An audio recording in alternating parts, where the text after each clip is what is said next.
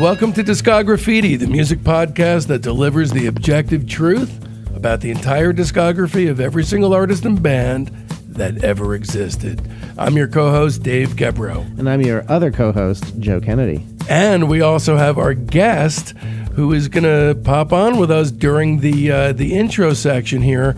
And might as well do the intro then. I'm not going to do it as ornately because you know who he is. Ladies and gentlemen, to round up Needle Drop Month here on Discography, here is Zach Hart.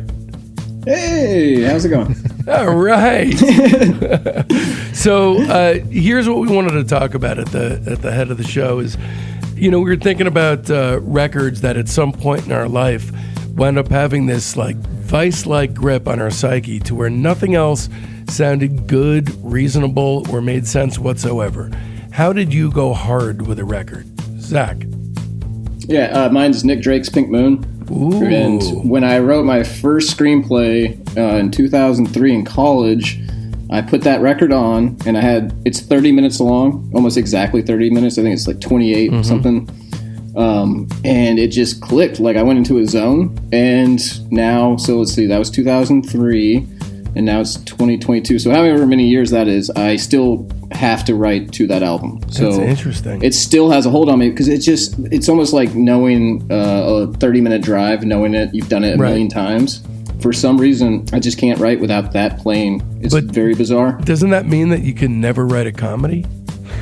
What? No. I mean, I only write comedies, basically. There are funny parts of Pink Moon. No, it's more of, I don't know what it was. It was like, because when you write your first screenplay, you have no idea what you're doing. Yes, I did not at all. Yeah, and I hadn't even taken a screenwriting class, I think, at that point.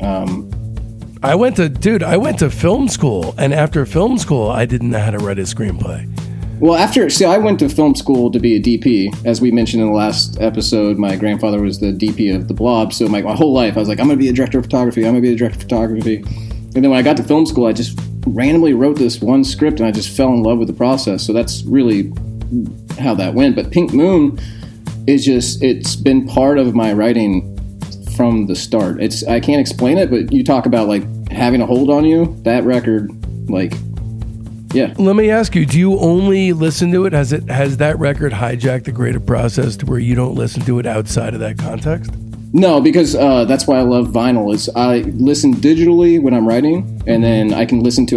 That's the one record that I really splurged on. I have an original pressing of Pink Moon.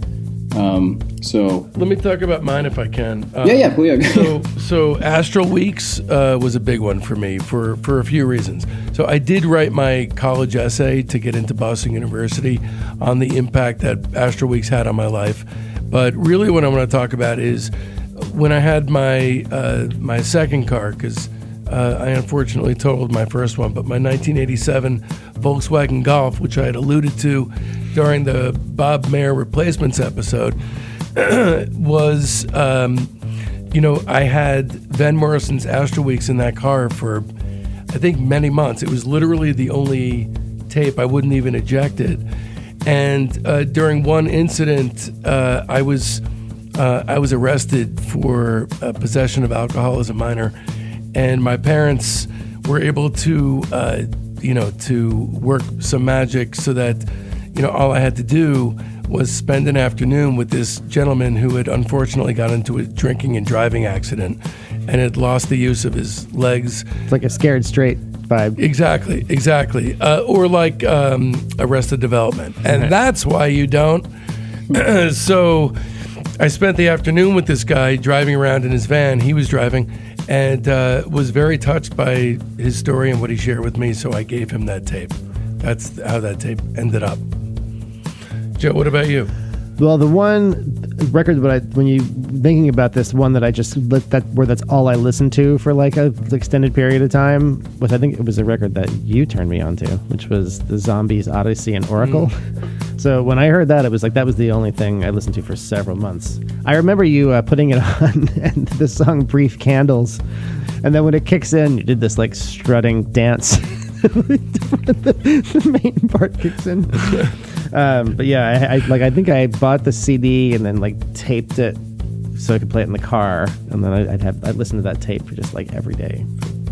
And that's one of the best vinyl buys you can make. That's a record where you can like hear their fingers on the piano. I don't own that on vinyl. I need. Oh, it's so special. And that was my claim to fame. South by Southwest is we booked them as like a warm up gig to play for like 20 people.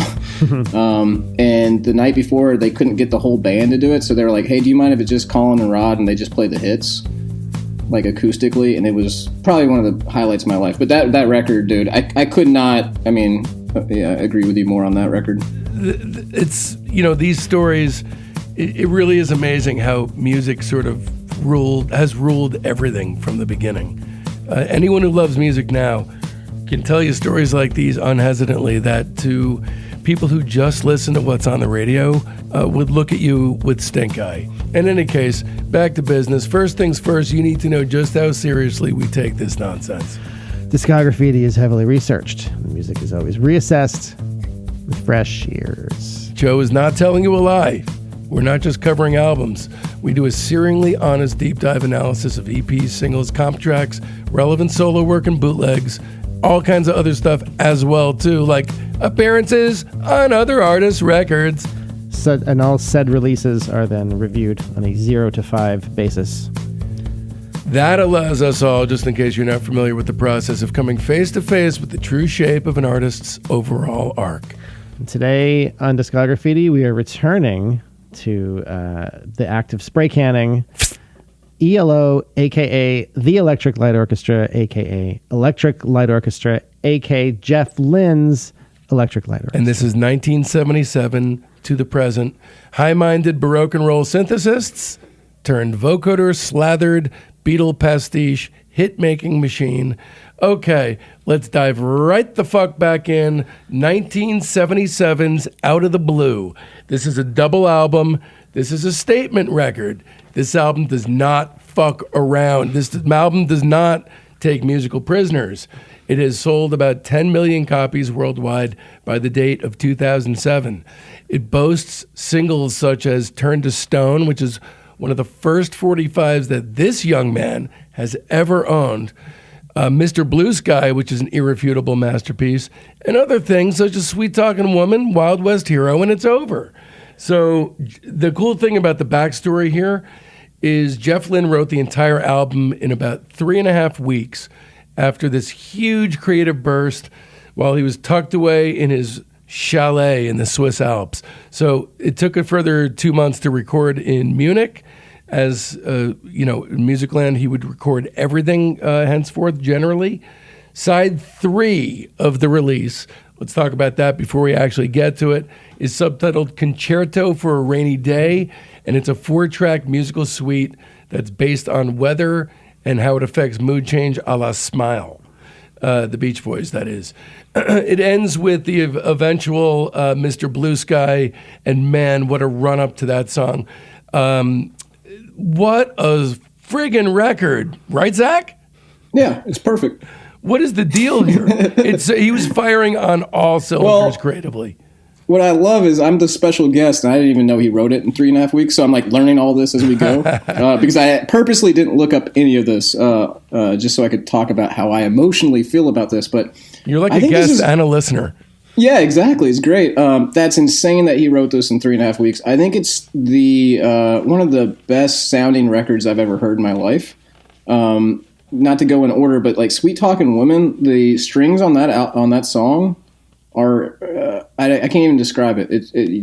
Do you guys agree with the production? You guys are musicians. Yeah, this one is more Joe than me. I'm more of a film guy. Yeah. Okay, so we're the film people, but like not only is this like one of my EA, if you didn't listen last like Experience album, this is a top 50 record for me objectively ever made. Yeah. I would say sonically this is really one of their best sounding records. This one and the last one are the two that really are. It's from what to me is a golden era of great sounding records. Mm-hmm. And this is definitely one of them. This is up there. It's he's got game as a producer. Yeah. And I think there's 9 perfect songs on this. 10. Yeah, I mean, look. It's Lynne considers a New World record and Out of the Blue to be the crowning achievements of ELO.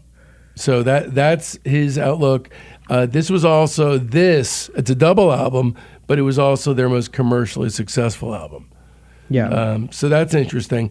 The whole thing starts with Turn to Stone, which It's so good. which is the best opener any of their records has ever had, I think. Not true. You don't think so? What do you think? No. What do I you can't think? talk. We're not there yet. Damn it. Okay, so it reached number 13 in the U.S. It should have been a number one hit. I love the triplets are fucking amazing. Yeah. I played the shit out of this. I love how it fades in like it's been around for hundreds of years before we tuned into it. Yeah, that's the thing about a good fade in. That's what makes you feel. And also the crazy vocals during the a cappella-ish breakdown is fucking insane. I think it's one of their 5 best tunes. Yeah, it's got a lot of their elements in it that make them ELO. You know, this is this is prime ELO. This is a lot of things that they do well all in one tune. I'm not a comic book person, these comic book movies, but there are like, you could just write a whole entire movie like Turn to Stone, let me look here, Night in the City, Starlight. I mean, all these songs could just be the character intro to a superhero. Like, it is so bombastic and amazing and visual. Like, Turn to Stone tells you everything you're going to get on this record. That's why it's a great opening track. It's so fucking dynamic. Yeah, It's so big. the best stuff on this record, and from this period, I think, has they have a high kind of fun factor to their songs that are really good. You know, they're kind of not, they're not like a heavy band necessarily lyrically. They're trying to make shit that sounds cool and it's like that has like a thrill ride kind of quality to it. This record is where they're these two, this one and the last one we did from the last show, New World Record, are the kind of ones where they're kind of hitting that stride most consistently, I think. There's an embarrassing amount of good material here. This is not one of those like, it really should have been a single record. You know, this is like a valedictory lap for him. This is a triumph. It's Over, I think, is maybe the only one that feels a little bit overrated to me.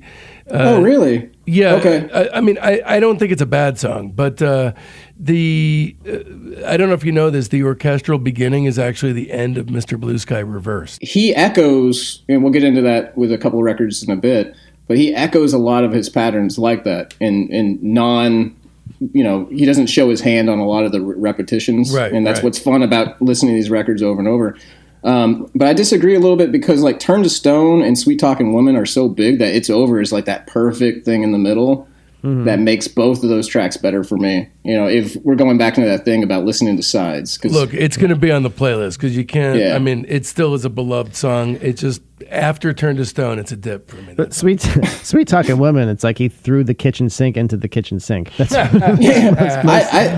It's one of their better songs. Like Sweet Talking Woman is so good.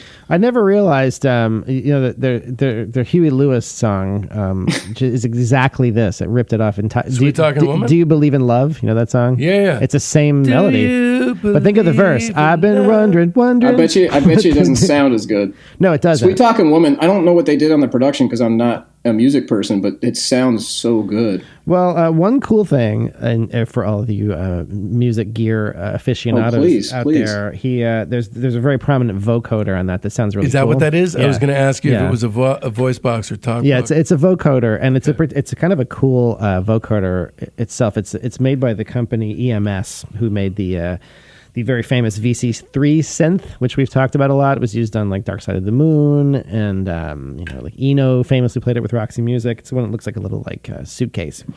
But this was their version of the vocoder, and it's a really super cool sounding vocoder. Sweet Talking Woman's awesome. It's a classic. It was a number 17 hit. Again, should have been higher. Yeah, that's the one where it's very maximalist production, but it really suits the song and it really works. It really makes it kind of just seem larger than life. Yeah, so some light strings, really good harmony on the chorus. Then we have Across the Border, which is another deliriously busy, overstuffed pop production. This time with sort of a flamenco flecking that colors Lynn's otherwise 50s rock sensibility, right? Yeah, it kind of has that sort of like that. I guess what we've been talking about in the other episode, we were talking about the sort of Motel 6 country rock sound that he goes for. But I think what he's really doing is kind of like reliving him being a kid in the 50s. He's doing like, he's kind of really trying to do like 50s records. But since it's in the 70s, it comes out with the sort of Motel 6-y kind of effect. Right. And so you see a lot of that where he's kind of doing like, a Chuck Berry riff, or like he's, he kind of does a lot of homage to that, almost as much as he does to like the Beatles stuff. It seems like he's really kind of like go into that well a lot of the 50s style. Chubby checker. Right. Fats domino. Exactly. Lard ass backgammon. One of the coolest things about this one as a vinyl record, if we're doing my experience album thing, like each side is its own thing. Like you mentioned, side 3 is the concerto for a rainy day. Like that, those first 4 are their own thing, and then side 2 gets into this very big, bizarre run of tracks from Night in the City to Steppin' Out. Yeah, let's talk about that run. So Okay. this is actually, if you had to pick a least favorite side, I'm guessing it would be side 2, right? No. Really? No, I love everything, but No, I know. Night in the City is so awesome. And then when we talk about Starlight, I have a question for you guys. Can we go ahead and get there? Or? Sure. Yeah, let's skip Okay. ahead one song. So you know that scene in movies where you like walk, like the main character walks into a bar and then everything slows down and a song Yes. plays. Starlight's my pick. Huh. All right. Yeah, Okay. I want to walk into a bar, even though I don't drink anymore, and Starlight just starts playing. So what is y'all's pick? That's going to be the ad for this show. Then you in a sort of like black and white, but more of a gray scale, sort of a noir thing, and you walk into this song, and then Discog Graffiti's logo leaps out of your trench coat. I think you're talking about more like a meet Perfect. cute, like more of a meet cute kind of movie. That's- right? Jennifer Love Hewitt and Can't Hardly Wait. They make fun of that sequence. You know, like the person walks in, everything slows down, and the music plays. Starlight's my pick. So what, off the top of your head, what would be your all's pick? Because Starlight to me is the perfect song to walk into a bar and have everything slow down. No, it would be for me. It would be Bernard Herrmann's title track of Taxi Driver. Yeah. For me, I don't know. That's a tough one. Like Purple Rain? I don't know. Purple Rain. All great answers. These are great answers. All right, so okay, Night in the City and Starlight are great. Okay, I have no problems there. Jungle goes into that Paul Simon, Graceland, Toto's Africa. Like, is it problematic? Is Jungle problematic? Okay, so let's talk about that. Okay, Yeah. it's not. Let's affirm here. This is not jungle, like 90s jungle music.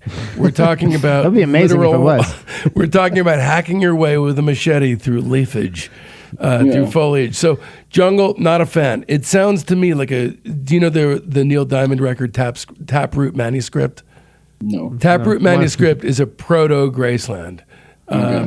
So, but I think here it's a little bit cringy, but I don't know, man. It's just not really a great song. Yeah. It's especially kind of where it sits because those first 2 on side 2 are so good. But then side 3 is a much bigger deal. Side 3 is fantastic. You have 4 songs: Standing in the Rain, Big Wheels, Summer and Lightning, Mr. Blue Sky. Only Big Wheels is not like holy shit good, I think, but it's a fantastic album side. Well, this is they hew pretty like close. They don't hew very closely to the weather concept. It's a concept album that's kind of just sort of loose, which I appreciate. Yes, most concept albums they get bored. Yeah. So And it's like I said on the last episode, I think his concept records are more like tones rather than yeah. like, oh, it's raining again, even though the song Yeah. is Standing in the Rain, Summer and Lightning, Mr. Blue Sky. Yeah, but this is more of a setup to the theme, I think. Yeah. So I got to say, I'm not really feeling Standing in the Rain. That kind of sort of reminds me of like a Dennis DeYoung Styx kind of ballad thing. That one I didn't. Oh, really? I like didn't that really. one. That one It's didn't really Big hit me. Wheels. That's the underwhelming of the 4. But I like to me. everything else on that side. That's really the only one that kind of didn't really connect with me. Zach, is Joe wrong or right? I get really excited when I'm sharing this record with someone for the first time. That when we get to that side, I get really excited because when we're talking about cinematic records, those 4 songs, like I can see my own world when I listen to those songs. And it's really only the one tune that I don't dig on that side. The Standing in the Rain. Everything else I kind of like. I like Big Wheels too. Big Wheels kind of sort of like a Barry Gibb kind of style. That's my least favorite on the side. I think the most underrated is Summer and Lightning. Yeah, that's a Summer good and tune. Lightning is a cool breeze That's of a good tune. tune. So good. Definitely very inventive and a hell of a lot of fun. And Mr. Blue Sky, number 35. Can you explain how it was not a number 1 hit? That makes no sense, really. This is all of his love for the Beatles wrapped up in one gorgeous, beautiful Valentine. See, that one doesn't seem that Beatley to me. Oh, really? Yeah. Well, actually, you know what? It's more Kinks, maybe. It's got like more of a Kinks. I think it's a pretty original. I think it's a pretty original Jeff Lynne concoction, Mr. Blue Sky. I think it's one of the more kind of fully original ELO. Like it could only be ELO that made that song. It's their ultimate song. Yeah, I think it's their number one. It's their most. It may have not charted high at the time, but it's their most played song on Spotify. Okay. And the greatest compliment I can give to this record is I bought this record because I liked Mr. Blue Sky from the VW commercial, and probably another generation got into Mr. Blue Sky because of it's in Eternal Sunshine, right? Yeah, yes. Right. It's in a couple of movies. Right. So it's almost like it's so immediate, Mr. Blue Sky. But I remember like now, however many years. Like I don't even think about that track on this record that much because I like Turn to Stone, Sweet Talking Woman. Yeah. We haven't even gotten to my favorite ELO track yet. It's coming up. Cool, but like, cool. Like this record has just so many great tracks. Like this is one of those ones that proves kind of my theory that there's something for everyone with ELO because there's so many just different great tracks on this record. Yeah. Let's talk about that fourth side. It's an interesting one. It's kind of a grab bag. Sweet as the Night is how we kick off side 4. Kind of an awesome late in the game sleeper hiding out. Nothing tricky, just a great pop song. That's one of the better songs on the record to me. I like that song. Yeah. This is my favorite ELO song. Yeah. Really? I think it's the most underrated song maybe ever written. Yeah, King of Hyperbole checking in again. Wait, hold on. Sweet as the Night to me. Wow. It's almost got a great hip hop beat, and I can't explain it, but I cannot not bob my head after that opening section kicks in. This is your favorite ELO song. This is my personal. So we all know the difference between best and favorite, right? Like best, you're trying to reach that objective. Right. Favorite is just for whatever reason it hits you. But Sweet as the Night is a song that I listen to once a week at least. I love this song. And I do want to mention, just because I've listened to this one more than probably any other ELO song, is Jeff. One of the magic things of Jeff Lynne is his emotion grows over the course of a song that will he'll do the same chorus, but you hear him hitting it with more emotion toward the end. Mm-hmm. It's this bizarre thing. It's not like he doubles it all up. Like he is now hitting it at the end and it builds. Yeah. And the lyrics to the song are amazing. I don't have them in front of me, but there's like a Cartier line and I love that. That song. It means a lot to me. Well, that is surprising and a very cool choice, I got to say. I really do love the song. The next song, not as great on the lyrical tip, seeing as it is an instrumental, but The Whale, a little bit too much double album bloat for me there. To be quite frank with you, I'm ready for the record to be done at this point. Yeah, the record to me tails off a little bit. Up to like Sweet as the Night, I'm like, man, this record's really pretty great. Yeah. And then the last 3 tunes all kind of like don't really. I like Birmingham Blues. This album does justify its double album length. Like it gets almost all the way through for me, being pretty strong throughout. It falls off a little bit for me at the end. But. I got to say, and I'm sorry, Zach, but Wild West Hero as a closer for the record is a non-event. All right. Well, here's the deal: is I have to agree with you guys. Really? Yeah. First off, when I listened to this with people and I was expecting a fight. I was bombed. No. It's still a 5. First off, I think this is objectively their best record. I really do believe that. You could certainly make the case. You would not be the first person to say that. If I was writing for Rolling Stone, I was doing like the best 50 records. This would be on that list for me. Yeah. And then when I do listen digitally, I really do try to keep it as a full listen, unless I just only have like 20 minutes and I want to cherry pick singles. But I do have to admit, I like Sweet as the Night so much that when I listen digitally, I end it at Sweet as the Night, and it's kind of perfect. Right.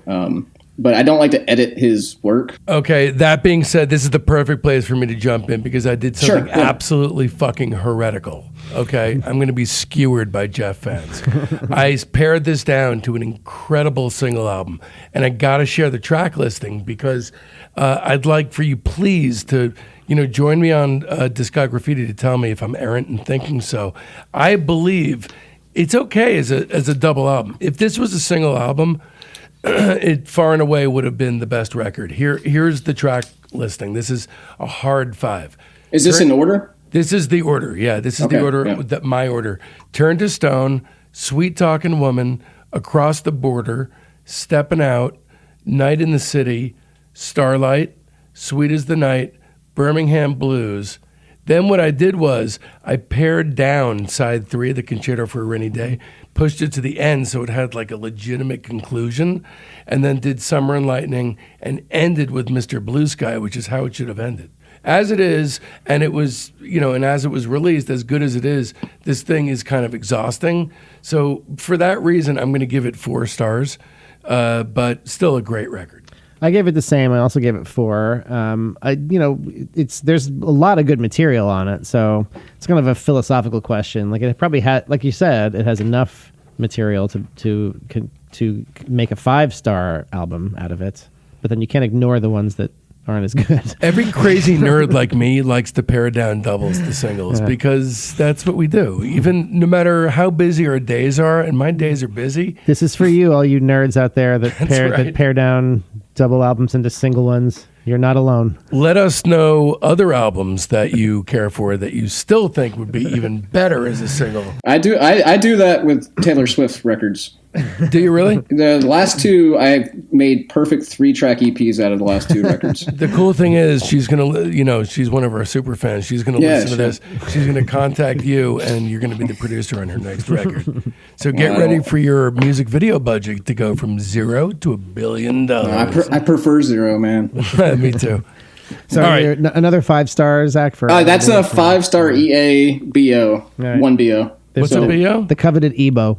That's if I was trying to be objective, I think this is their best record. Huh. Okay. Yeah. I really do believe that makes sense. Yeah, I agree with you there. It's not my favorite. It's not even my top 3 favorites. But I think if you're just trying to separate what you like about music and what actually the world, and that's the thing about music criticism that's so funny is like, how can you even do it? But you have to. So you got it. And here we are. So this is a 5-star EA 1 BO. Yeah. All right. Yeah, that makes sense.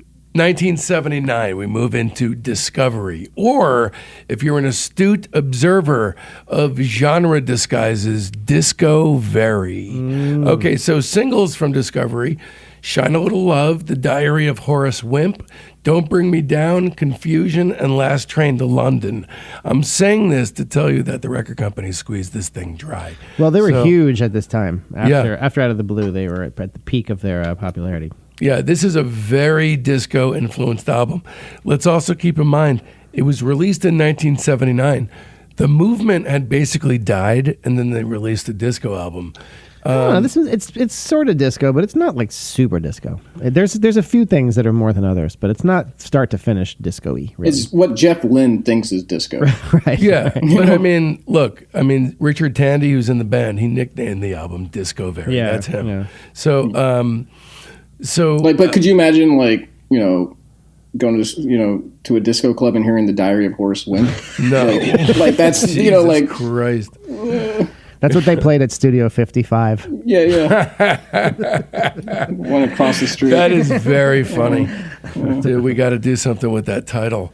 Okay, so big change for them. This is the first ELO LP not to feature their string trio. So they had Mick Kaminsky, Hugh McDowell, and Melvin Gale. Those guys got their marching papers. So we start with Shine a Little Love. Tight, punchy, disco-y pop song. Not egregious and skull pummeling with its disco moves. So it's pleasant on the ears. I kind of like the galloping thing the song does. It's really like the bass line that's kind of disco. That's my number one note for listeners on this, first-time listeners on this, is pay attention to the bass lines on this whole album. Yeah. I think it's some of the coolest bass work ever. I love this song. Non-expert, but Shine a Little Love is a great way to, once again, build the world. We're like going, hey, this is what we're doing now. Are you along for the ride? Yeah, and it's fantastic, I think. Good fun factor on that one. It's a fun listen. We're kind of breezy and fun.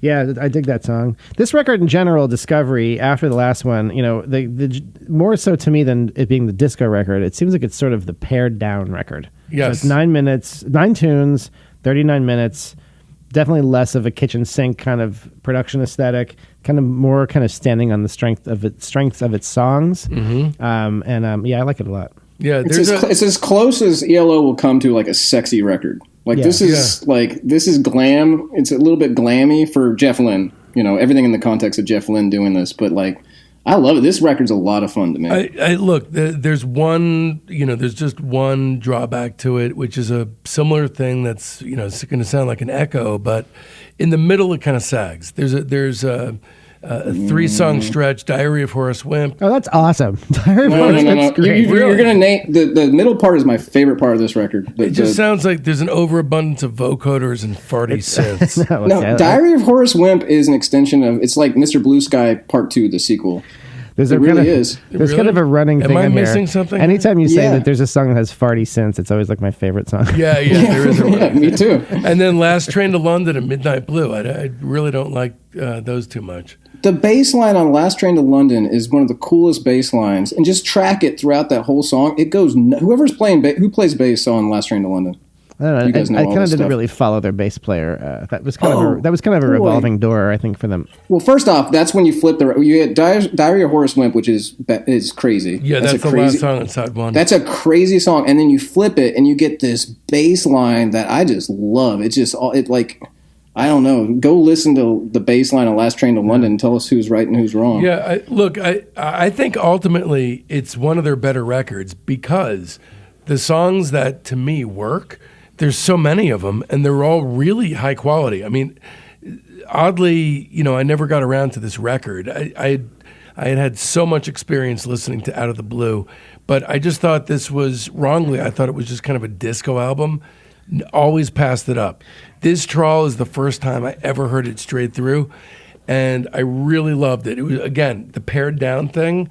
It just works with these guys, and the tapes up to this point were saturated to breaking point with Sonic Candy, and it's exhausting after a while. If you hear it back to back to back to back like we're doing it, it creates a little bit of ear fatigue from the saturation. But the string section's gone, cleaner and easier on the ears, and I give it 4 stars. I think it's great.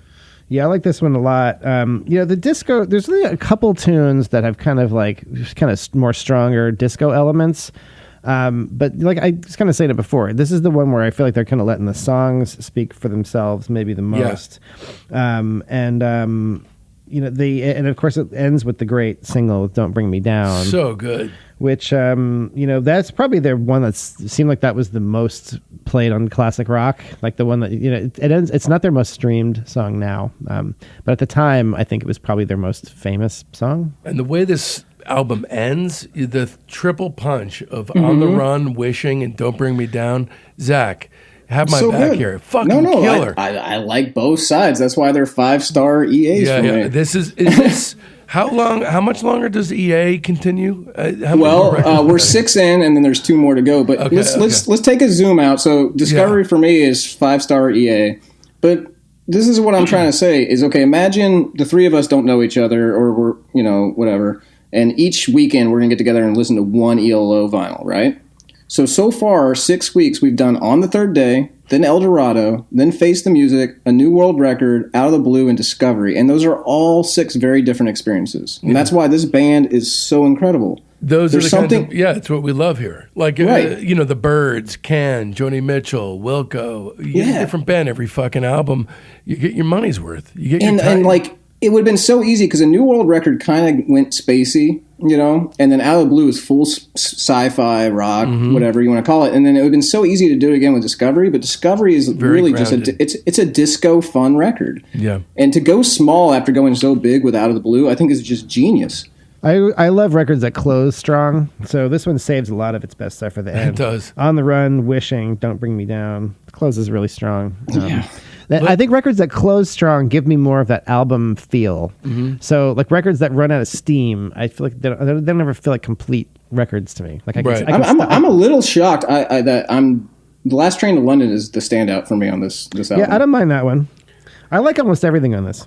I'm giving this 4.5. 4.5. That's a good rating. Yeah, we all love it. All right, so let's talk about a movie that because it got made leads me to believe that, okay, maybe there is a God, okay? All right, Xanadu. Xanadu came out. This is how they greeted the 80s, and they greeted it so perfectly if you think back really to what the decade was. The first single from Xanadu was Magic. First, let's say this is not a proper ELO record, but to me, it is canon. It's an ELO side, basically. Yeah, because it's basically ELO and Olivia Newton-John. But I gotta say, Zach, Magic is. I love Magic. Well, the two Olivia Newton-John singles are both great. Yeah. How are we gonna rank this? I was wondering about that. Like, because she's the first side, and then ELO is the second side, right? I'm rating this only for the ELO side. Yeah, me too. Okay. I'm not. Yeah, exactly. But Although I will just say, ELO. Olivia Newton-John has some good fucking songs. Yeah. Not just on this. Okay, so We should do a little Olivia Newton-John that's special. interesting. Well, the history of this movie is really bizarre too. I had kind of an embarrassing run with this film because I was a huge Citizen Kane fan, and I rented it because I thought it was about Xanadu. No, I'm not joking. Like, I thought it was about that, and then I'm watching this bizarre thing. I think I shut it off. I don't think I've seen the whole thing. How far did you get in before you realized that it wasn't about Charles Foster Kane's? Pretty quick. Well, I was so dumb. I just thought Xanadu was from, like, I didn't know what Xanadu meant. But the cool thing about that oversight is that you're able to go from the link from high art to low art. I mean, you go from the toppermost to the poppermost, high art wise, to all the way down. Movies, Quick and the Dead's one of my favorite movies. Like, I like bad movies. Well, I shouldn't say bad. This is Xanadu. I actually love as a movie because if you're not into it, what that basically means is you don't like to just like let your hair down and have a little fun. It's such a fun movie. Do you recommend the movie for people, I guess? Yes, yeah, I do. Why the fuck? I'm going to add it to my list. For people who are of mine and Dave's age, you kind of remember Xanadu being a thing. Yeah. It was like part of the sci-fi craze. It wasn't for me at the time, but looking back now, it's really of its time. It's the most 1980 thing that ever. Zach, as an ELO fan, you absolutely have. And also keep in mind, this thing was just fucking blown totally wide open by the record company. 6 singles, 10 songs. Yeah, the soundtrack was much more successful. The whole fucking thing was singles. Yeah. So the movie was a critical and commercial pan. I mean, it was just like it did not do well. But the soundtrack was a huge smash. Nice. It was, and actually got positive notices from music critics. So it was double platinum, and Magic and Xanadu both reached #1 in the U.S. All right, so the Olivia side, okay? All tracks on this side were written by a guy named John Farrar, whoever the fuck that is. You only need the 2 singles. I think you can skip the rest of That's the correct. The Magic and Suddenly. Yeah. That's it. And then side 2, different story altogether, isn't it, Zach? I mean, I just listened to this for the podcast, and I enjoyed listening really? to. Yeah, and I listened. Yeah, because you told me to listen to everything. Like I said, I'm on here to talk about those 8 records. There's nothing that I don't love on the ELO side. I think they're firing on all cylinders, and all this almost feels like a victory lap for the gang. Like, let's just shoot out 5 songs while we're at the height of things. 5 excellent songs that are full of spirit, like the ludicrous concept of the film energized them to do great work because it was low stakes. That's what it feels like. So somehow this wound up being amazing, and it was reflected in the film's tanking and the soundtrack being a mega crazy seller. I give it 4.5 stars. I give it the same 4.5, and I got to say the first 2 songs on the ELO side are 2 of my favorite discoveries for this. I didn't. I only knew the Olivia Newton-John songs plus Xanadu before we did this, but yeah, those 2 especially. I'm Alive. I'm Alive is so good, and The Fall. Those are kind of like everything I like or everything I want from ELO. They're kind of delivered. I love All Over the World too. That one's great. That one is so Xanadu like. So that's what I pictured this album to sound like. It has the kind of like it's like laser disco roller skating. Very 1980, very catchy melody, really good song. Yeah, this is a really good soundtrack. It really is. So I had this one at 3 stars, but after the conversation, I'm going to change it to a 3-star NVL plus FW. Jesus Christ! Which is hemorrhaged. That's the point. 3-star need a vinyl listening plus film watch, and then I'll have a better take on the whole thing. Dude, you got to listen. Do me a favor. I don't care what time of day it is. Don't care what day it is. Text me the moment you see it, please. At the very least, a text. If not, a video call. 1981, Time comes out. So now we're kind of going a little bit more kind of under the cover of what a lot of ELO fans know, right? Or maybe not ELO fans, more like the general public. This is a concept album about a man from the 1980s who's taken to the year 2095, where he is confronted by all kinds of technological know-how, and he is just freaking out and wants and longs for the past. So there's a lot of synths on this, and there's a shift away stylistically from the orchestral stuff of previous records. It's definitely synth pop that definitely swirls in elements from 50s music, new wave, the Beatles, the Shadows, electronics over orchestras. So it's Rolling Stone described it as Sgt. Pepper meets Star Trek. And so here is 1981's Time. What do you think? So sonically, right off the bat, this sounds very different from anything they had done before. This sort of fat, luscious 70s sound that I love so much is kind of gone.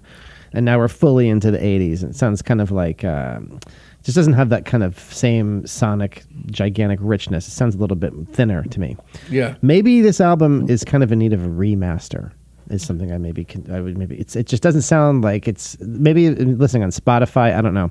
But right away, it was very maybe it's just my ears as a musician, but it sounded distinctly like less good sounding in terms of sheer sonics. This was supposed to be a double album. Yeah. I don't know if you know that. Now, a lot of it's an interesting album though, because they do kind of a lot of interesting stuff on it. So if you kind of overlook the kind of what I feel is a downgrade in sound quality, there's still some pretty interesting stuff on here. Yeah, I don't remember actually if it sound. Does it sound weaker, or does it sound of a piece? What's your feelings here on this one? This is as released on vinyl, my favorite ELO record. Really? Wow. Yeah. Okay, cool. Wow. Yeah, it's on vinyl as released, and we'll get into why I'm saying as released. Is by far my favorite ELO record. That's cool. I mean, it's, and I think it sounds different, but as a fan of synths, like to me, it's like, and I'm gonna get killed on this one, but I really don't care. To me, it's a more fun kind of like Kraftwerk, Q and Not You, LC. It's better than LCD Sound System. It literally is like one of my favorite synth records of all time. Yeah, it is a very synth heavy record, and it's Shakespearean, sci-fi. Loungy. It's so visual, going back to, and we're so far removed from the first episode, but it is so visual to me, and fun and bizarre. And I love the world. This is my favorite as released on vinyl Experience album. Now, this is definitely a world kind of, it has its own kind of little bubble that it is in, which is, I smile so hard during this record. Yeah. I think that's one of all the way through. That's maybe its best strength, is that kind of atmosphere and vibe of it. This record's kind of considered it's like a cult favorite among people who are like retro futurists. Mm-hmm. That whole movement. Yeah. And it's you can really see why. It's kind of like an alternate timeline future. Maybe it's just that, putting it on and listening to it uninterrupted, but this one, it takes you to a whole different world, which is, I think, ELO. Look at their album cover. It's a different kind of a vibe. It really does. You talk about the album sounding different. This feels like a kind of a sharp left, and I got to tell you, I got to hand it to him.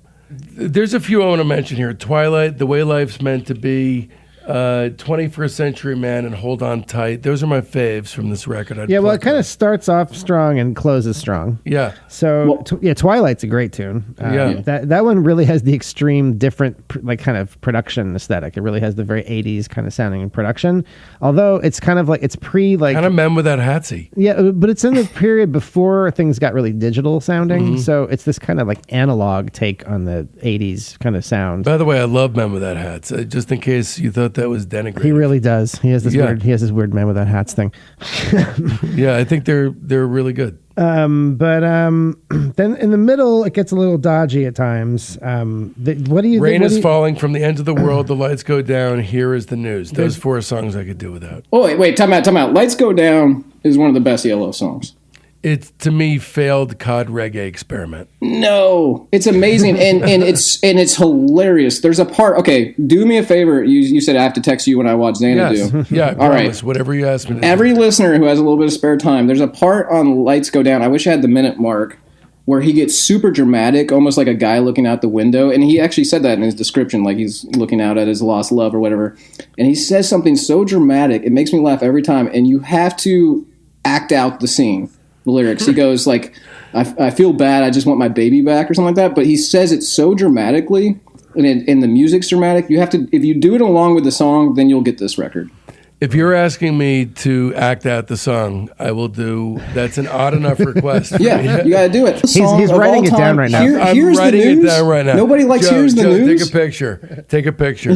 I'm writing it down right now to do this. When I don't know if you've ever heard of a Franklin planner. I'm obsessed. I'm a very obsessive planner. If it writes it down, it means he has to do it. It's doing it. Yeah. Well, Lights Go Down. It's like it's like, I believe things are going wrong. I'm looking at the lyrics. I believe things are going wrong, and the night goes on, and your dreams have flown away, and the sun won't shine today. And I'm sitting there. I cannot not dance to this song. You know, it's an interesting record. I mean, definitely rating this on a scale of doing something this batshit crazy while riding a pinnacle of success. That gives it more heft in the ratings department. It rates as cooler in the shadow of those circumstances. But, you know, at its worst, he's not bringing the songs to the table along with the concepts for me. It's a sci-fi love letter to his present moment and really has nothing whatsoever to do with the future. Side B, what a stinker. Oh man, here's the news. Is one of the coolest songs. Look, do you like the books? Bro. Do you like the books? Which books? Lemon of Pink. Oh yeah, the books, the band, the books. Oh, okay. Which books? Haven't heard that. Haven't heard that. Well, I thought you meant conceptually. It's just a cool. Like I don't like. Do you guys like LCD Sound System? Yeah. All right. Here's the news is cooler than anything James Murphy's ever written. Sorry. This was a hard one for me to rate, honestly, and it feels like because the way we do with this, listening to them all in a row, this maybe is the one that deserves more than one listen. We don't really have true. We don't really have the luxury to give these more than one. I give it 3 stars though. I still like the album. I honestly gave it the same, and I feel like it's kind of a mixed bag. But I feel like I might like it more listening to it more. This was Time and Secret Messages for me are the 2 perfect experience albums for me, whereas El Dorado is for everybody. Let's shift into Secret Messages, and then if we want to tie them together for whatever reason. Yeah, I see them together a little bit. Here's the thing. So Secret Messages is pivotal for them because it is the final ELO record to hit the top 40. So as the title would suggest to you, the record itself is littered. Remember when I was talking about backmasking, you know, and of course, Zach, you and I, just for shits and giggles on the phone the other day, we're talking about backmasking. Mm-hmm. But this one is littered with hidden messages just all over the place, right? So this is... They leaned into it. He really Wait, did we get all of our ratings on time? Oh, no, maybe you didn't. I don't think we got Zach's. I thought you had 5, no? Oh, wait, well, sorry. It's a 5-star EA1F. I'm all ears. AR, as released. It's my favorite vinyl of ELO's experience albums as released. Favorite, not best. Okay. Interesting. Yeah. I like that. It's worthy. So the designation seems to fit. All right. So let's talk about Secret Messages. This is some bizarre shit.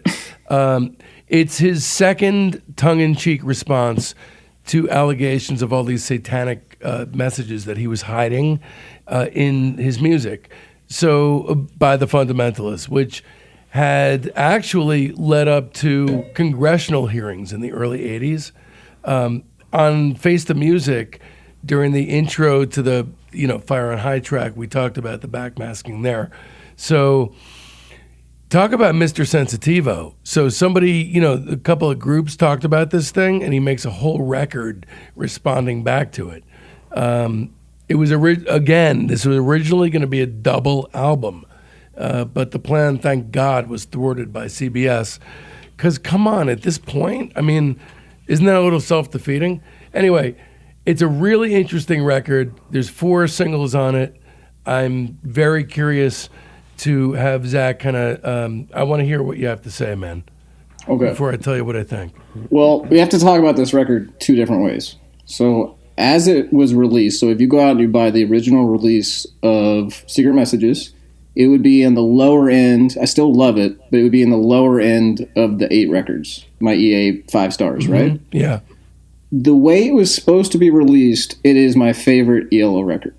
Yeah, there are some confusing alternate track listings of this. There's the double album version that came out as a reissue, and then that's the version that shows up on Spotify when you mainly search for it. But this record, the double, is the closest I think you'll ever come to David Lynch in album form. Secret Messages, the problem for me is the first 3 songs are terrific. Secret Messages, Loser Gone Wild, and Bluebird. Right. Other than those, there's only one other song that I like on the record. That's Stranger. Well, I want to start with the end. Okay, let's do it. I think it's the greatest closing track of all time, and it's shocking that they didn't use it. Hello, My Old Friend. I feel exactly the same way as the first time I listened to Paranoid Android by Radiohead. Yeah. Every reason why I love Paranoid Android is the same reason why I love Hello, My Old Friend. And I think it is one of the most visionary tracks ever written. I think it's their best track ever written. And going from the opening Secret Messages to Hello, My Old Friend is one of my favorite album journeys of all time. Loser Gone Wild, do you guys like that track? I do like that track. The first 3 songs I love. It opens as like space loungy Scott Walker for like a minute 40, right? And then all of a sudden you hear 3 dog bark sounds, or like 4 dog. It goes like 4 dog barks, and then it snaps into the coolest stretch of music I've ever heard in my life. Do you guys know the part I'm talking about? Yeah, it's kind of like 2 songs pasted together. Exactly, and you only get it for about a minute, and then it snaps. It has this like growly synth behind it. I was hoping you could maybe explain what that synth is, because that synth that clicks in, but it's like if you just skip all around Spotify or Tidal or whatever, you think that you've heard Loser Gone Wild, but you have no idea. You have no idea what's happening. That one's kind of like, it's got a little like a mini song suite thing. The first part of that kind of reminds me of something like Big Log, the Rebel song. It's very loungy. It's like space loungy, but that section that kicks in after the dog barks, I think is, you can't explain what you think is cool. It was definitely unfairly overlooked. I could say that for sure, objectively. It also doesn't take itself seriously. No, it's fun. It's fun and dramatic and crazy. And there's some killer stuff on this. I think the whole is better than the parts. Joe, you think that's fair to say? This is kind of the last time. This is kind of the last time he seemed to have this kind of focus to make something start to finish like this, or at least the last time for a while.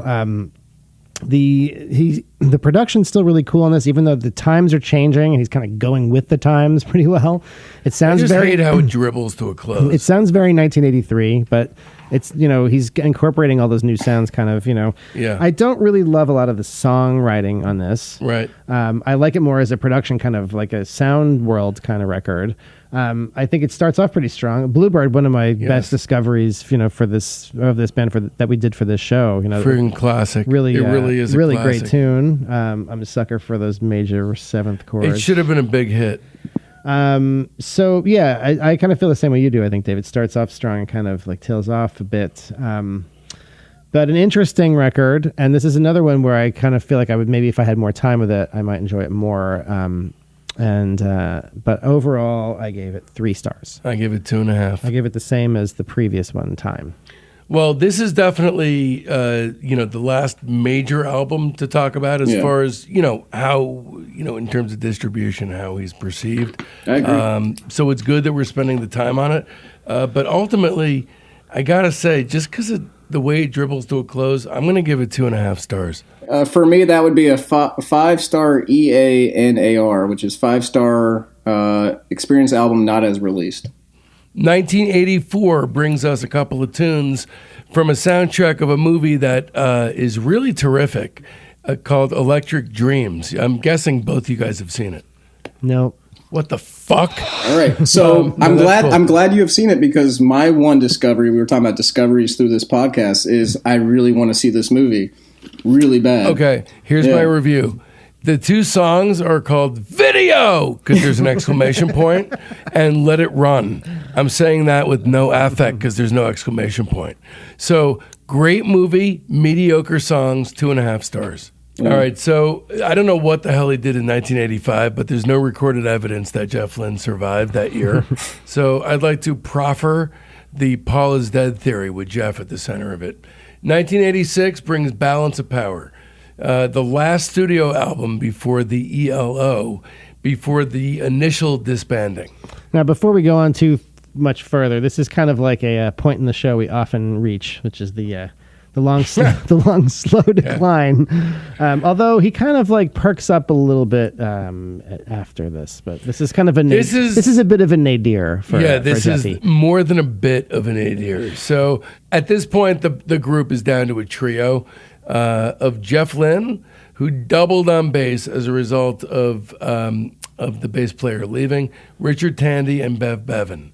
That's who's in the band at this point. Still, they're all still keeping it real. Yeah, this is the last album by the band to feature Bev Bevan on drums, as well as the last album to feature a significant contribution from Richard Tandy. Now, Bev Bevan, right before, you know what he did right before this? What? He played drums because Bill Ward was sick. He played drums on the Black Sabbath Born Again tour. Oh, God. It is so weird. Which had an actual, so do you know the actual, the Stonehenge scene and This Is Spinal Tap? Yeah.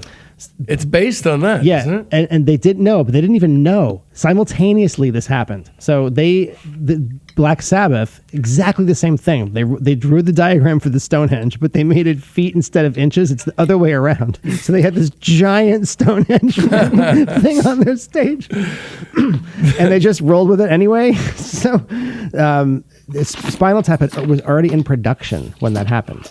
So it was not based on that. Just the same thing coincidentally happened. That is awesome. And, well, anyway, Bev was there. That is awesome. Right, that story was worth taking the minute. Yeah, to I tell. had no idea that was a thing. That's crazy. All right, so Jeffy sounds beat here to me. He sounds fucking beaten down into the ground.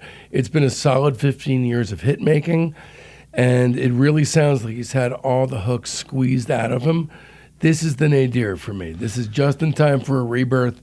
I give this 1 star. Yeah, he's sort of out of his voice as a songwriter, too. He's not really writing. I don't like anything on this. It sounds like he's trying to kind of stay up with the times. You know, there's some things that kind of have like Frank Stallone / Survivor, exactly. like training montage kind of feel This is to them. Frank Stallone outtakes. There are some like adult contemporary stuff going on. The sound is very thin. A lot of like I think he uses the Oberheim DMX drum machine. A lot of kind of things that seem like drum machine.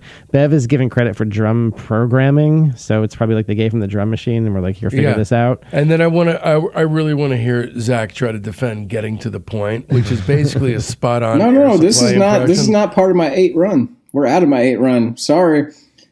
I will say that the 2 ELO records that I've listened to the most that I don't like are 2, the second one, and Balance of Power, because I want to be able to say they did a 9 album run or they did a 10 album run, right? Sure. So I go to the bookmarks and I've listened to I have it on record and I listen to it all the time, and I'm with you. I don't like any of it.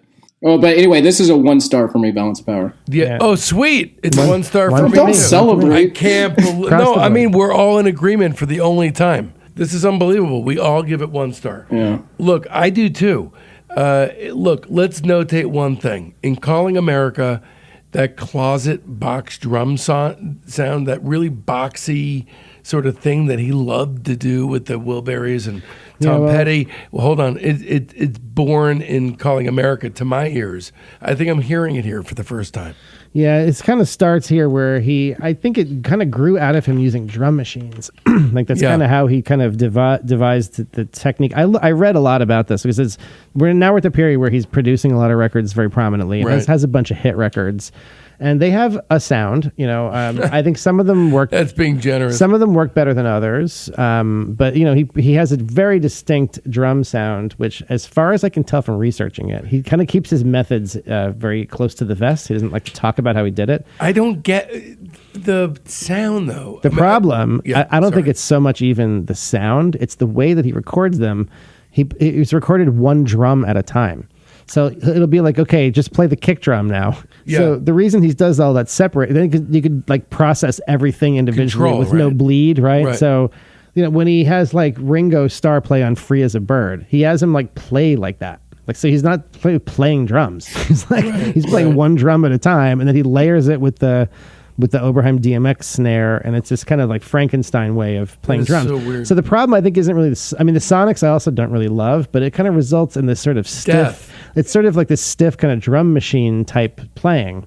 Like, they'll have these amazing drummers. They'll be like, you look at the track, it's like Jim Keltner on drums. But it was really Jim Keltner playing one drum at a time. So if I'm just sitting there, there's no timing involved. If the idea is I'm just going to hit the snare, on 2 and 4, that can be placed anywhere. No, you hit it on 2 and 4. It wasn't. It's so easy to sample it back then. It could be your son. It could be my son. Your son is 4. Well, no, he's still playing along with the track, so there's some variations and stuff, but it's still a very Frankenstein-y way. It's sort of it ends up to me sounding kind of lifeless. Although it does work on some things, like I Won't Back Down, Tom Petty. That's a great sounding record. You know, sometimes it kind of works. Some of the Wilbury stuff, it really works. Since we're already talking about it, let's move then into the next phase, phase 3. The Unraveling Dingleberries, 1987 to the present. So let's talk specifically, let's continue talking about what we've been talking about.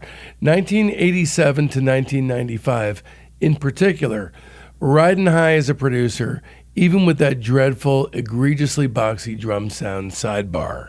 So I want to just glance upon 6 records before we move into the next actual record under his name. George Harrison's Cloud 9 from 87, Traveling Wilburys Volume 1 from 88, Roy Orbison's Mystery Girl from 89, Tom Petty's Full Moon Fever from 89, Traveling Wilburys Volume 3 from 90, and then Tom Petty's Into the Great Wide Open from 91. These are all massive records. Respectively, it went platinum, triple platinum, platinum, 5 times platinum, platinum, and 2 times platinum. All of it has that, notorious boxy drum sound. All of them sound exactly alike because his imprimatur is such a hard stamp, you just can't escape it. Am I right here? Yeah, that's pretty much it. All right, is that the sidebar? You guys have anything else to throw in there? Yeah, the other thing he would do is, besides recording drums that way, he always kind of has acoustic guitars that are panned right and left that are playing exactly what like the hi-hat would play. So he's always doubles that. So it's like so simple. It's really a formula that he kind of follows. But it's really intriguing, for a guy who has been saturating tape for decades, that this guy got to a point where his process was as simple as like a grade schooler's. Yeah, I think he probably sees it as just a refinement of his process. Probably, like, I can isolate all these things now, and I can have full control over it. Right. He's one of those obsessive thinkers. Let's not deny that it was all very successful. he had a ton of success. Absolutely, he did. All right, so 1990 brings us to Armchair Theater, Jeff Lynne solo. This is Jeff Lynne's first solo album, released in 90. The album brings together Jeff with Richard Tandy and also featured George Harrison. This is a 5-star for me. All right. Is it 5-star? Just on a very personal note, the only reason why I'm on this podcast is because of this album. That's true. So let's talk about the backstory behind this whole thing. What in the hell happened here, and how did this particular album become the fulcrum point of all this madness? So Anthony Fantano of the Needle Drop, we're celebrating Needle Drop month here, but I believe there was some hipster runoff. You remember that site? Yes, I do. Yep. They DM'd Anthony and were like, "Hey, are you and We Listen For You feuding over like some video thing?" Because at that time I got into Twitter beefs with everybody because it was just part of like the criticism, like, "Oh, screw you." I was very anti-Pitchfork, but we just kind of bonded over how ridiculous that was, and then we both shared a love of the track "Lift Me Up," track 3 on this album. And not only a love of the single, but the music video is one of our favorite music videos to laugh at and think about and talk about. So there's 2 songs on Armchair Theater that I think are even worthy of mentioning, and that's Every Little Thing and Lift Me Up. Yeah. That's pretty much it. So in this phase of his career now, the last thing we kind of had weighed in on was the 86 record, the Balance of Power record. This is a very different kind of spaces, and now it's quite a bit later, and now he's kind of gone into the rootsy rock thing as kind of the sort of base of operations. He's kind of thrown in the towel on new wave synthy drum machine stuff, and is kind of going back to a roots rock based sort of sound. And it's a comfortable place, and it's an unchallenging place, So and it's a perfectly perfunctory batch of pop songs with just the two standouts. I give it 2 stars. I gave it 2 as well, and 2 is my competent genre album rating. Right. This is a competent, decent rock record of its time. A lot of it doesn't stand out to me. Some of George Harrison's stuff is nice. He busts a couple of good slide licks. "Lift Me Up's the best tune on the record. It's a comfortable little sweater that he's putting on. That's it. I'll go with you guys. I'll give you 2 stars, but just personal love of "Lift Me Up," and it's one of those things where if every track had gone, I feel like he pushes the cheesiness on "Lift Me Up" past the point of it being bad to it being good. And that guitar riff, and if he had just gone that way on every track, I think this would have been a really cool 1990 record. My notes say exactly this: a perfectly good, solid, self-revealing Jeff Lynne, "A Way Forward." The melody reminds me of a song actually that I love from Traveling Wilburys Volume 3, "New Blue Moon."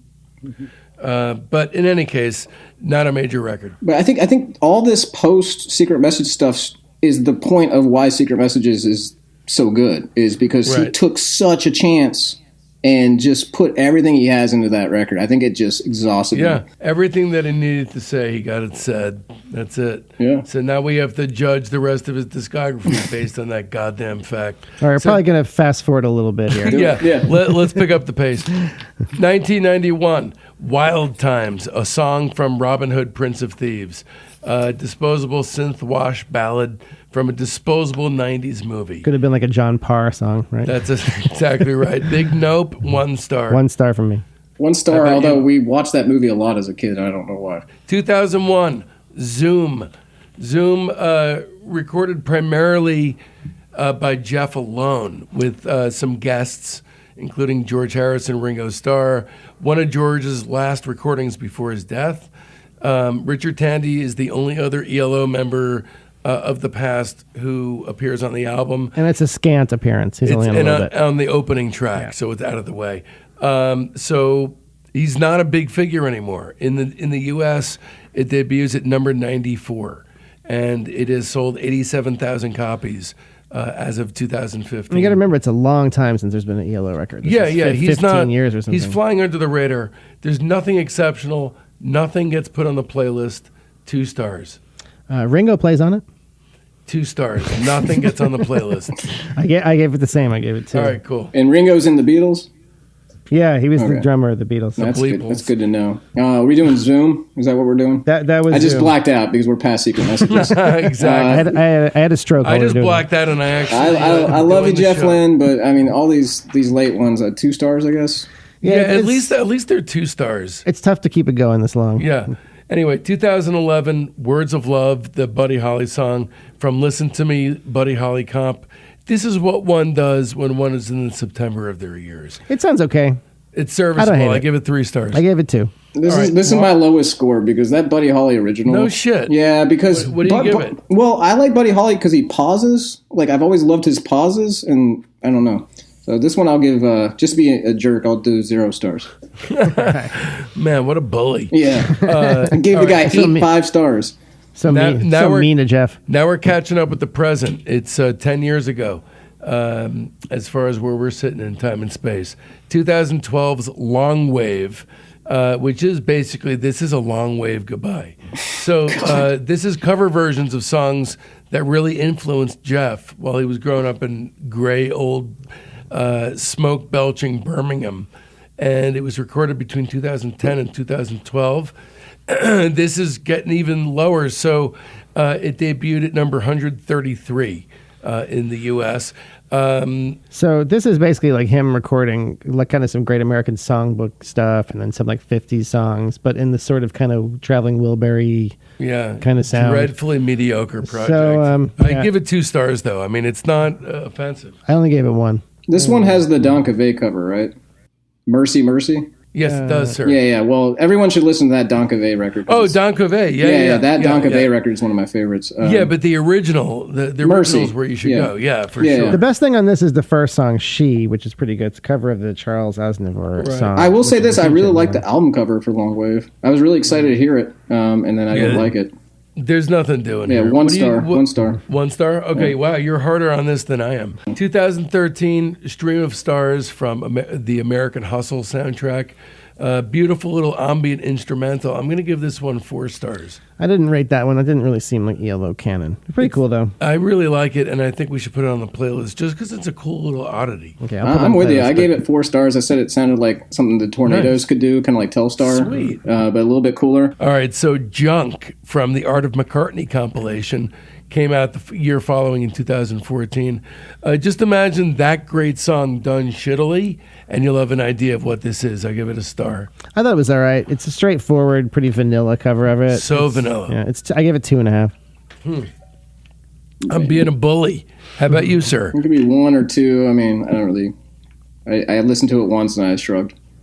Okay. So you give it a shrug. We'll go You give 1. it a shrug. That's the proper reaction. A shrug. All right, so 2015, Alone in the Universe. This comes out as Jeff Lynne's ELO.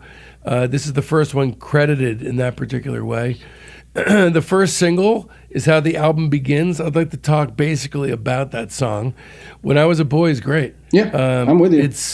The lyrics are about his childhood. It's always great when he gets personal, especially when it's about smoke belching out of a smokestack. He's talking about growing up. What he said to Rolling Stone is, it's the most autobiographical song I've ever done.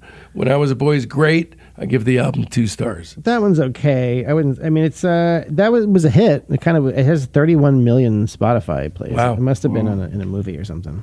That's the most notable song. And there's kind of another one called Dirty to the Bone that I liked okay.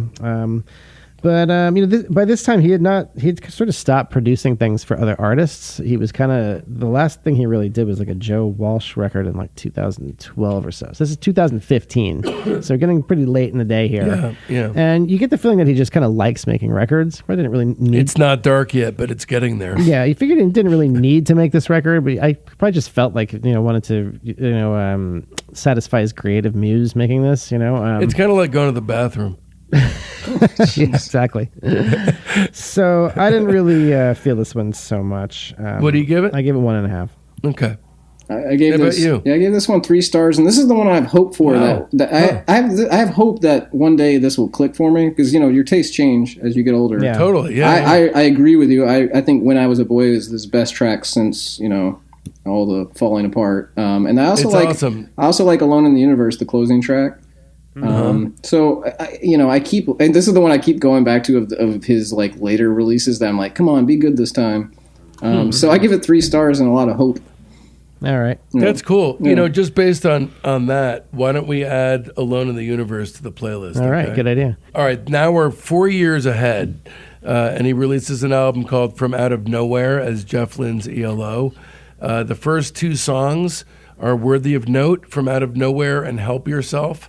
And then it descends into, objectively, into a puddle, literally, a puddle of dog shit that's covered with hair and has been set on fire. Objectively, literally.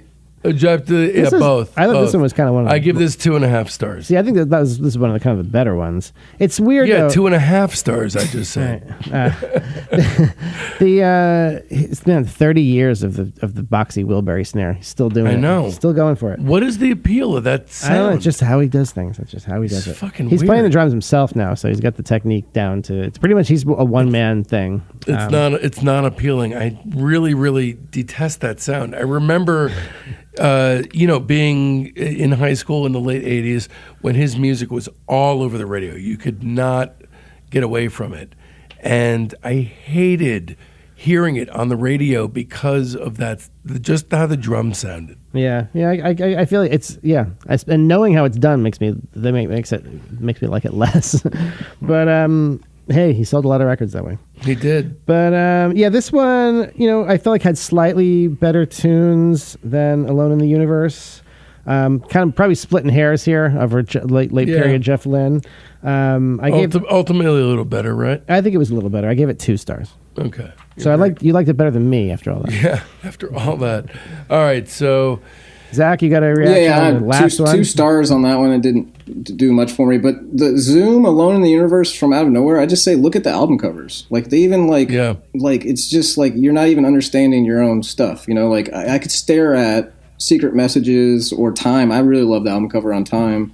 But even like the album covers aren't exciting anymore, you know? Hey, look, here's what I say. For a Jeff Lynne album to get 2.5 stars in 2019, he must be doing all right. I mean, that's as good as it's really going to get. So let's talk about the overview and shape of Jeff Lynne's arc, okay? So this is an invaluable opportunity to look at somebody's career and get like a real true overview of what the hell happened. So at first it was art music, and it was a high-minded pursuit. But when Jeff Lynne got full control of it, it just became pop pastiche projections that saturated tape like Pollock to a canvas. For a while, he rode the crest of the kind of fame a lot of people covered on this show just dream about. But then he just kept doing what he does, no matter how unbelievably uninteresting it became. So my top 3 albums for this man and his band. Number 3, Out of the Blue. Number 2, El Dorado or Xanadu, if you count that. And number 1 is A New World Record. Worst album, 1986's Balance of Power.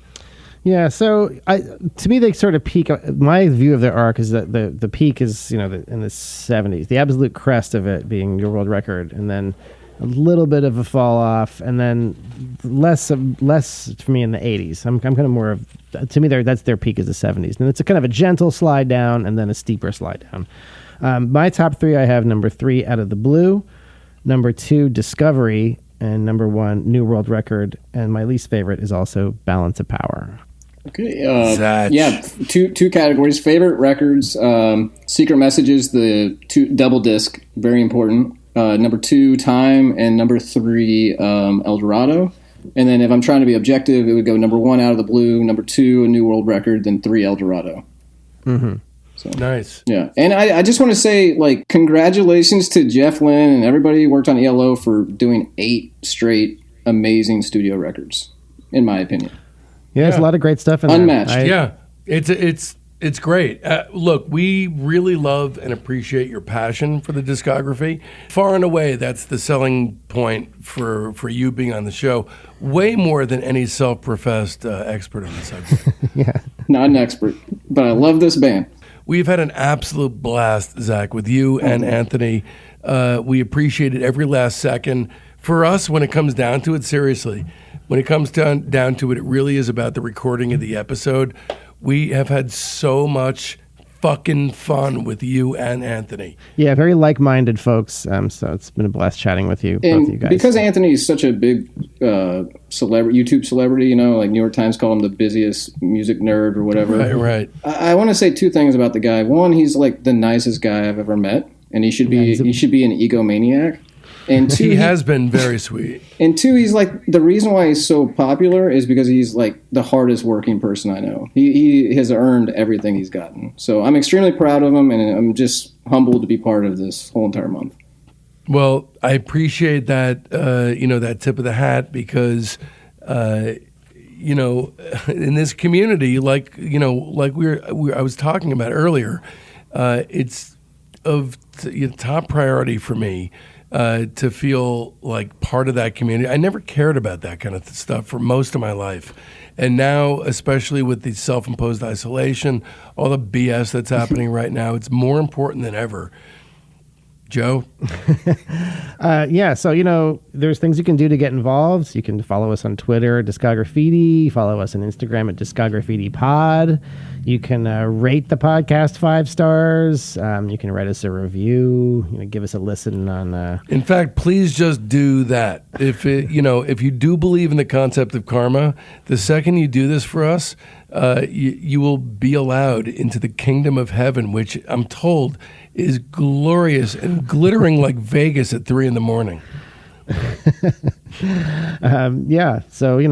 keep the lines of communication open with us. Like we really want to have a two-way relationship with you guys, the listeners, and we will respond to you in any form we can. I promise if you reach out, I will return every note and letter. I belong to you guys, and I have to uphold that responsibility, and so I mean it.